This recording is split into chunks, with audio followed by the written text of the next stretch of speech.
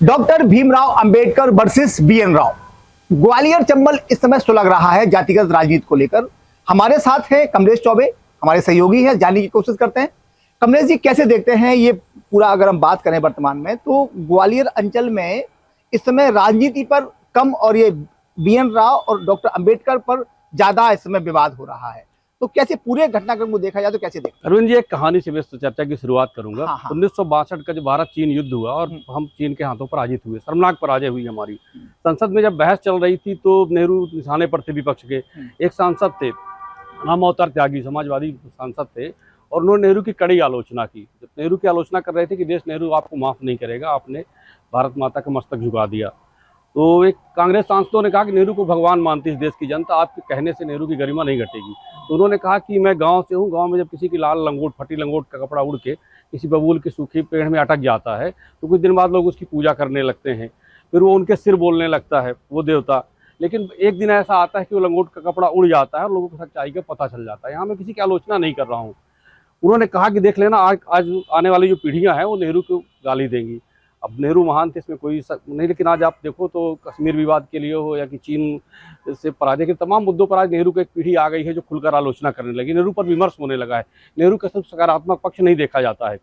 Doctor Ambedkar निश्चित तौर पर संविधान के निर्माता थे। संविधान निर्माता तो मैं व्यक्तिगत तौर पर नहीं कहता, उसके एक पार्ट थे, अहम भाग थे संविधान निर्माण से जुड़ी प्रक्रिया के।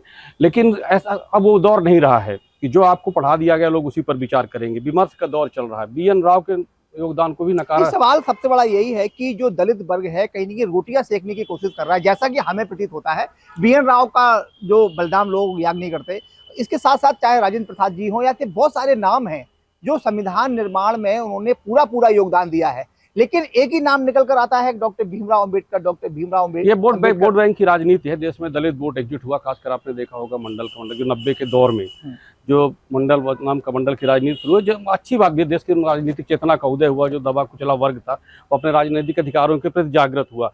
उसका जागृत हुआ, निश्चित तौर पर नुकसान सबसे ज्यादा कांग्रेस को हुआ। कांग्रेस को बेस वोट बैंक माना जाता था, दलित, अल्पसंख्यक, ब्राह्मण, ये उसके बेस वोट था। वो किसका तो दलित समाज हो मानता है कि आज अधिकार मिला, सामाजिक राजनीतिक अधिकार मिला, और डॉक्टर भीमराव अम्बेडकर की वजह से मिला, तो वो तो मानेगा ही और मानना भी चाहिए। लेकिन क्या डॉक्टर अम्बेडकर की वजह से बाकी सारे लोगों का योगदान नकारा जा सकता है? बीएन राव का योगदान क्या कम था? बीएन राव क्या भीमराव अम्बेडकर से कम विद्वान थे? बीएन राव भी अगर वो संविधान निर्माण की प्रक्रिया में ना आते, न जुड़ते प्रारूप समिति में, तो वो शायद फेडरल कोर्ट के चीफ जस्टिस होते, और उनको अंग्रेजों ने जिम्मेवारी सौंपी। 1947 में जब प्रक्रिया शुरू हुई, भारत से तय हो गया कि भारत को आज़ादी मिलेगी, भारत का संविधान कैसे बने, तो उन्होंने तमाम देशों के, अमेरिका, कनाडा, ऑस्ट्रेलिया, ब्रिटेन, तमाम देशों के संविधानों का के अध्ययन किया, एक प्रारूप बनाया उन्होंने। वो प्रारूप उन्होंने प्रारूप समिति को दिया, नींव उन्होंने रखी। ठीक है, डॉक्टर अम्बेडकर भी बड़ा योगदान है, लेकिन क्या बीएन राव के इस योगदान को आप नकार सकते हैं कि उनकी अहम भूमिका थी संविधान निर्माण में? अगर ग्वालियर में प्रतिमा लग रही डॉक्टर भीमराव अम्बेडकर की, वो पक्ष भी गलत है जो डॉक्टर भीमराव अम्बेडकर की प्रतिमा का विरोध कर रहा है। लेकिन अगर बीएन राव की प्रतिमा लगाई जाती है, उनको अगर कहा जाता है संविधान निर्माण में उनके योगदान को याद किया जाता है, तो उसमें क्या गलत है? अब इसमें सियासत बट रही है, इसलिए कि दलित वोट एकजुट है। मध्य प्रदेश में बसपा का वोट, यह दलित वोट कह सकते हैं, 11% तक है मिला है। 11% वोट तक मिलता था बसपा को, वो वोट घट के 2 से 3%, 5%, अब लगभग 2-3% के लगभग पहुंच रहा है, और ज़्यादा नीचे गिर रहा है। वो वोट कहीं ना कहीं बढ़ रहा है।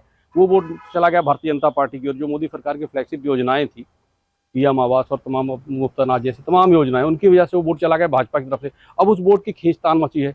कांग्रेस चाहती है कि हम अम्बेडकर के सारे अपनी ओर वोट खींच लें, भाजपा चाहती है अपनी ओर वोट खींच लें। चंद्रशेखर रावण जैसे जो लोग, इनका आधार ही सिर्फ दलित वोट है, दामोदर यादव जैसे लोग तो राजनीति में हम करें पैदा हो रहे हैं नए सिरे मध्य प्रदेश की राजनीति में, अब उनको वोट चाहिए। एक आग लगाई जा रही है। ठीक है, आप अम्बेडकर के योगदान को याद करिए, लेकिन अगर सवर्ण समाज एकजुट नहीं है तो इसका मायने तो ये नहीं है ना कि आप सवर्ण समाज को उपेक्षित करोगे। अम्बेडकर मनुस्मृति की प्रतियां जलाई है। मनुस्मृति को आपके घर में है क्या? मनुस्मृति हमारे घर में है क्या? मनुस्मृति हमने पढ़ा, हम रामायण गीता पढ़ते हैं, लेकिन मनुस्मृति कितने लोगों ने पढ़ा?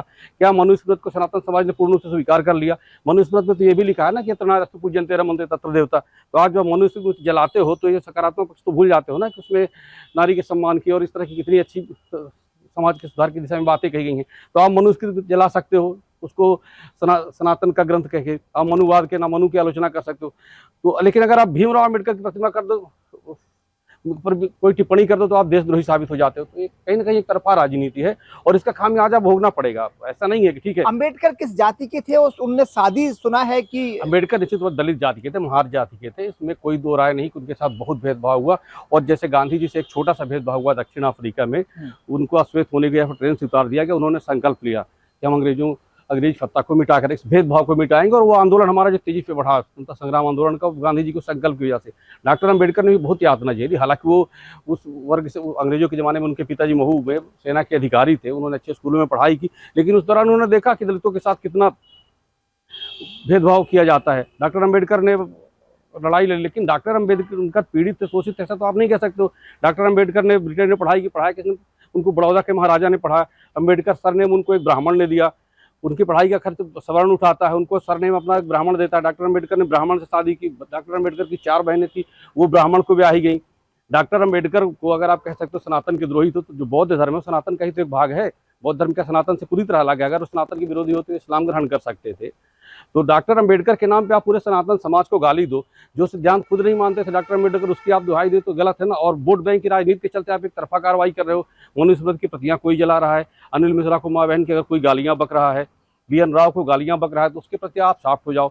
डॉक्टर अम्बेडकर के खिलाफ उसने अगर बोल दिया, उसने डॉक्टर अम्बेडकर के खिलाफ भी नहीं बोला, उसने कहा कि भाई अगर आप मनुस्मृति जलाओगे तो हम संविधान नहीं जला रहे हैं, लोग डॉक्टर अम्बेडकर के जो लिखे ग्रंथ है उनको जला रहे हैं।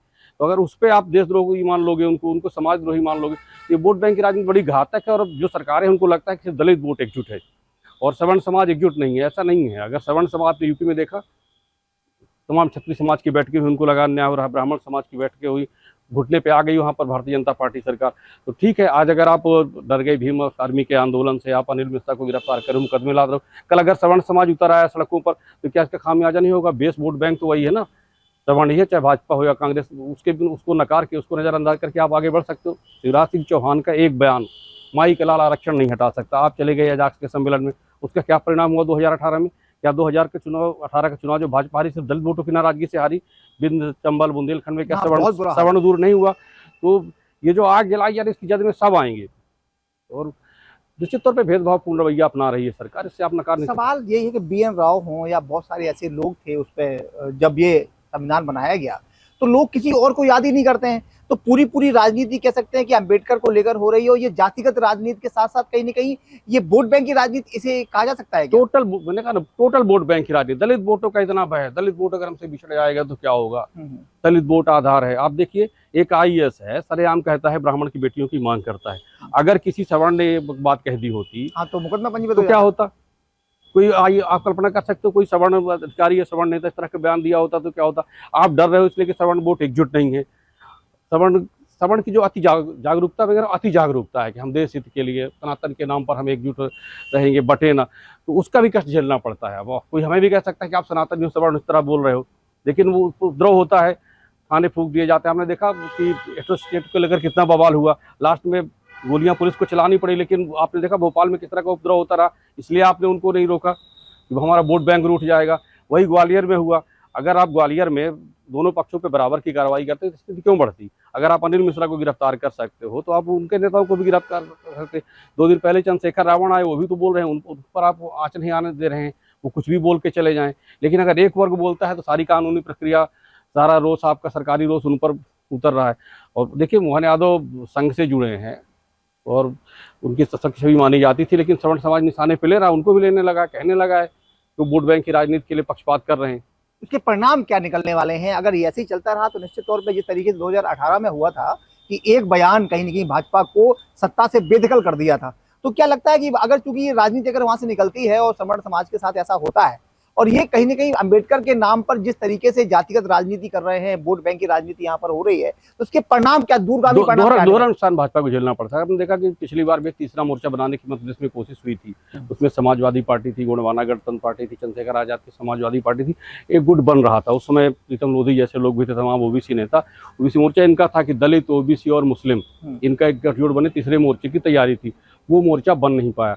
अब मध्य प्रदेश में चंद्रशेखर रावण अपने पैर पसार रहे हैं, बसपा तो अपना अस्तित्व खोती जा रही है। बसपा के बारे में कहा भी जाता है कि घोषित रूप से उसका भाजपा से समझौता है, वो वही उम्मीदवार उसी तरीके से तैयार करते हैं कि भाजपा को कैसे फायदा हो, और ये लगभग दलित समाज भी मध्य प्रदेश का जान चुका है। तो वो तो एकजुट हो रहा है, जो भाजपा अगर सोचती है एकजुट रहेगा तो अगर ये मोर्चा बना वोट कटेगा, लेकिन अगर इसके वजह से श्रवण भी उठ गया, श्रवण को लगा कि भाजपा में उसके हितों की रक्षा नहीं हो रही, उसके स्वाभिमान की रक्षा नहीं हो रही है, हालांकि कांग्रेस इस मामले में मौन है, दोनों पार्टियों की एक ही दशा है, लेकिन श्रवण भी अगर तीसरा विकल्प तलाशने लगे या कि भाजपा से बेहतर कांग्रेस को इस मामले में समझने लगे तो भाजपा को दोहरा नुकसान होगा ना। आप दलित वोट तो आपके यहाँ आ नहीं रहा है, अब अगर आपने सवर्ण वोटों को भी नाराज कर दिया तो नुकसान तो आप दोनों समाजों को बैठा सकते हो, आप एक पक्षी कार्रवाई नहीं कर सकते।